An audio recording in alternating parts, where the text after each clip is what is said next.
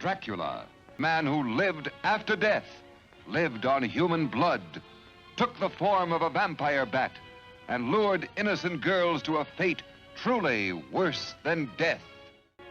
I am Dracula. Ketika mendengar nama Dracula, hal pertama yang akan terlintas di benak kalian adalah pria paruh baya yang memiliki taring, mengenakan jubah hitam, dan gemar menghisap darah korbannya. Dia dianggap sebagai tokoh fiktif dan hanya karangan novelis Bram Stoker. Padahal, Dracula adalah sosok yang benar-benar nyata dan pernah hidup. Pada tahun 1431, lahir seseorang yang bernama Vlad Tepes atau Vlad ketiga. Dia adalah Pangeran Wallachia, suatu wilayah di bagian selatan Rumania. Ketika Muhammad Al-Fatih memulai pembebasan di wilayah Eropa Timur seperti Bosnia, Serbia, Hungaria, dan beberapa bagian di kawasan Eropa Timur lainnya, masyarakat yang dikenal dengan Wallachia yang merupakan penduduk asli Rumania Selatan menentang pembebasan tersebut. Namun, kekuatan mereka saat itu sangat lemah.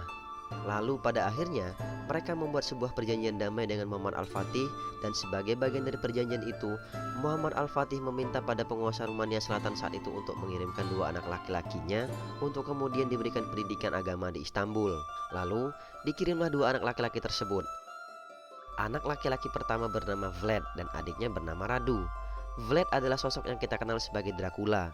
Kata Dracula sendiri bermakna sebagai anak Dracul, di mana nama ayah dari Vlad dan Radu adalah Vlad II atau juga dikenal dengan nama Dracul. Dracul sendiri memiliki makna setan atau iblis.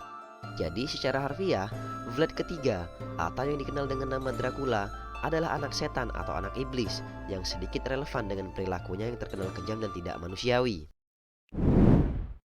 Dracula dan saudaranya Radu kemudian berangkat ke Konstantinopel, dan di sana mereka mempelajari Islam. Saudaranya Radu pada akhirnya menjadi seorang Muslim. Radu bahkan menghafal Al-Quran dan terus belajar tentang agama Islam. Begitupun dengan Dracula.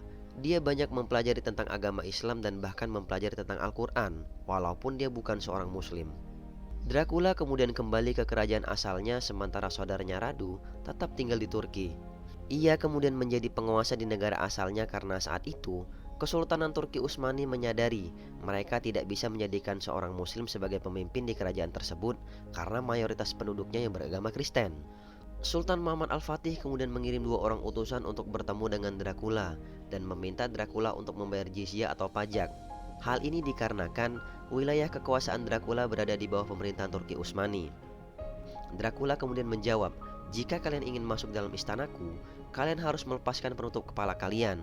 Dua orang utusan sultan kemudian menjawab, "Kami tidak akan melepaskan turban ini untukmu."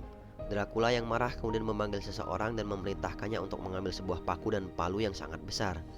Dracula kemudian berkata, "Jika kalian tidak mau melepaskan turban ini, maka kalian tidak akan melepaskannya selamanya." Dracula kemudian memerintahkan anak buahnya untuk memaku kepala kedua utusan tersebut, yang tentu saja berakibat pada kematian kedua utusan tersebut. Tindakan ini sengaja dilakukan Dracula sebagai bentuk tantangan perang terhadap Kesultanan Turki Utsmani. Muhammad Al-Fatih kemudian mengirim sejumlah pasukan yang sangat besar untuk memerangi pasukan Dracula. Namun, karena kecerdikan dan pengetahuannya yang cukup baik tentang Turki Utsmani, Dracula dapat mengalahkan pasukan Muslim di beberapa kesempatan. Adapun yang dilakukan selanjutnya oleh Dracula sangat tidak manusiawi dan sangat tidak masuk akal. Ketika pasukan Dracula berhasil menangkap musuhnya, Dracula memerintahkan pasukannya untuk menusuk tawanan perang tersebut. Penusukan yang dimaksud berbeda dengan penusukan yang dilakukan dengan pedang.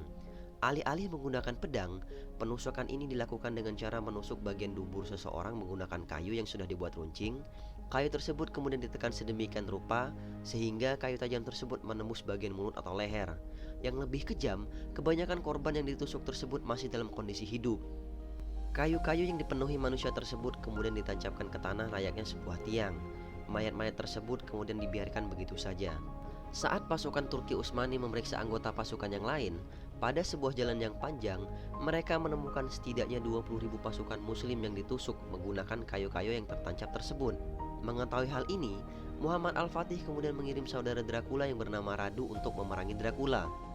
Radu pada akhirnya memenangkan pertempuran ini, walaupun masih belum jelas apakah Dracula tewas oleh pasukan Muslim atau dia dibunuh oleh rakyatnya sendiri. Namun, apapun itu, Dracula berhasil dikalahkan oleh pasukan Muslim. Dracula terkenal sangat kejam, bahkan orang-orang Kristen pun menjauhinya. Dracula, yang merupakan keturunan asli Rumania yang umumnya beragama Ortodoks, pernah berkata kepada Faust, jika dia bisa memberikannya pasukan, maka Dracula akan menjadi Katolik dan melakukan apapun yang diinginkan oleh Paus. Dracula tidak peduli, dia pada dasarnya manusia yang tidak peduli dengan agama. Dracula adalah sosok pragmatis yang akan menempuh segala cara untuk menang.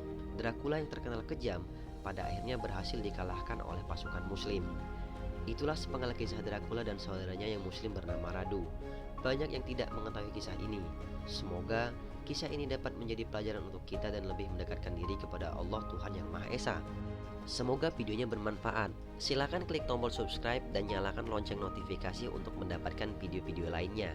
Sampai ketemu di video berikutnya.